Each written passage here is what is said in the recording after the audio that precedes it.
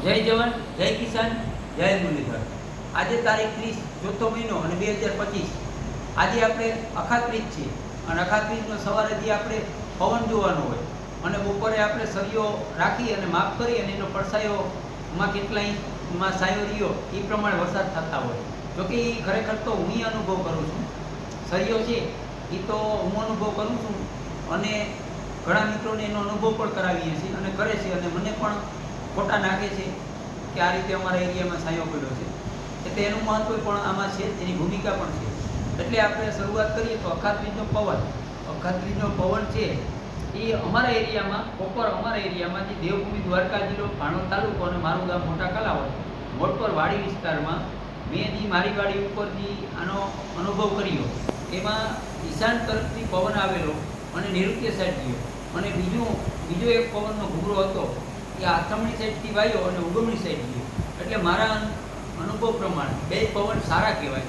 જોકે આ વીઘા પહેલાં સમય જે જોવાનો હોય એમાં જે આપણે 20 મિનિટ 30 મિનિટની અંદર જે જોઈ છીએ એમાં આ રીતે પવન હતો। બાકી તો અગાઉ મેં તમને કીધું અખાત્રીજના પવનમાં એરિયા દીઠ અલગ અલગ પવન વાતા હોય, જેથી કોઈ આનું રિઝલ્ટ નથી મળતું, કારણ કે આ ખુલ્લા પટમાં જોઈ તો જ તમને ક્યાંક ઘોરવાતું હોય, ક્યાંક પેકવું હોય, ક્યાંક એવી રીતે મકાનનો આધાર, કોઈ ઝાડવાનો આધાર, તો પવનનું તમને સચોટ રિઝલ્ટ ના મળે। એટલે ખુલ્લામાં જોયું હોય તો આનું આપણે સચોટ રિઝલ્ટ મળતું હોય। એટલે પવનની વાત છે એ બધે અલગ અલગ રહેશે।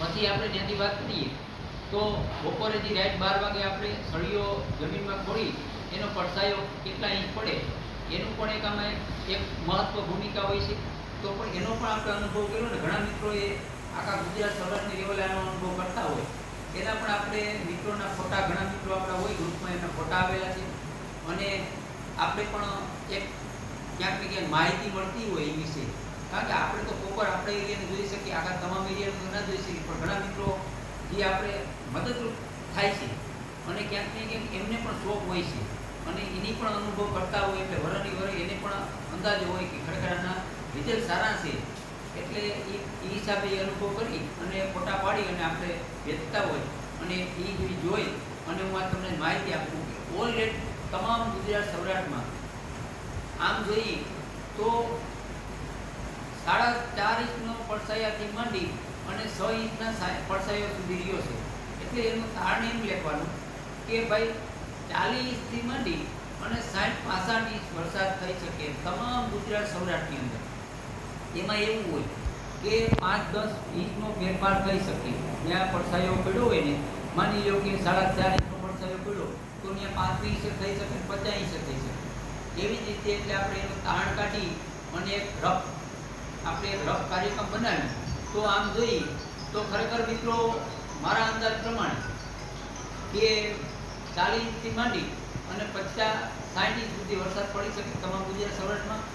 અને હવે આપણે વાત કરીએ કે ભાઈ તમામ ગુજરાતમાં એ રીતે એટલો વરસાદ પડે તો વરસ તો સારું જ થવાનું છે। તો અગાઉ આપણે કીધું એમ કે વરસ સારું જ છે, વરસ નબળું નથી, પણ આપણે જોઈએ તો દક્ષિણ ગુજરાત અને સૌરાષ્ટ્રમાં તો વરસ સારું જ છે, ઉત્તર ગુજરાત અને મધ્ય ગુજરાતમાં મીડિયમ નોર્મલ ચોમાસું રહે એવું કારણ આપણું હતું। પણ અખાત્રીજ પછી જે આપણા સ્પેશિયલ મીડિયા બનશે એ તમને ઇંગ્લિશ મહિનાની જે જૂન જુલાઈ એ રીતે એમાં પરફેક્ટ તારીખ પ્રમાણે જે તારીખ પ્રમાણે કેટલા ઇંચ વરસાદ અને આખા મહિનામાં કેટલા ઇંચ વરસાદ એ રીતે બધા મીડિયા બનાવી તમારી સામે સચોટ માહિતી આપશું।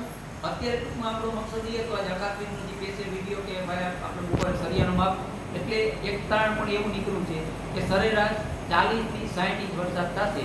જોકે 40-60 ઇંચ વરસાદ થાય એટલે વરસ સારું જ લેખાય। બાકી તો આપણે શું છે કે 2024માં જે વરસાદ થયા એવા નથી, આ 2023 જેવું વર્ષ છે, પણ આમાં કેવી રીતે 2023માં એક જ ધારો આગળ વરસાદ બધો થઈ ગયો હતો, પાછળ વરસાદ નહોતો, પણ આમાં એવું નથી। આ એમાં વરસાદ એમાં 2023માં એટલા ઇંચ વરસાદ થશે, પણ વરસાદ એમાં અગાઉ એક જ ધારો મહિના-દોઢ મહિનો ભેગો પડી ગયો હતો અને આ 2025માં છૂટો વરસાદ પડશે, જૂનમાં પડશે, જુલાઈમાં પડશે, એવી રીતે ઓગસ્ટમાં પડશે, પછી એ તમામ મહિનાના છેલ્લે સુધીના આપણે 10મા મહિના સુધીમાં છૂટો વરસાદ રહેશે, એટલે એક ધારો પડી નહીં જાય। એટલે ખરેખર આમ જોઈએ તો પિત્તના પાણી પણ 2025માં અમુક વિસ્તારોમાં 2023માં પિત્તનું પાણી નીકળ્યું શિયાળો રવિ પાક કરવા માટે, તો 2025માં રવિ પાક પણ થઈ શકશે અને સારું વરસ થશે. પાણીની સમસ્યા હલ થઈ જશે જુલાઈમાં. એટલે ખાસ કરી અને ઓલરેડી વરસ સારું છે, ટેન્શન લેવાનું નથી. અને હવે આપણે આ વિડીયો પૂરો કરી એ પહેલાં તમને કહું કે હજી અખાત્રીજ પછીના જે આપણે વિડીયો આવે સ્પેશિયલ જોજો. એમાં સચોટ તારીખ, સચોટ માહિતી, કેટલા ઇંચ વરસાદ અને ક્યાં અતિવૃષ્ટિ થશે. કારણ કે મારા અનુભવ પ્રમાણે 2 ત્રણ તો અતિવૃષ્ટિ છે, એ પણ તમને તારીખો આપીશ. એટલે આ રીતે અખાત્રીજનું બધું આ માહિતી તમને આપવા માટે અમે પ્રયત્ન કર્યો છે. અને મિત્રો આપણે આ વિડીયો અંતમાં પૂરો કરી. જય જવાન, જય કિસાન, જય મુરલીધર.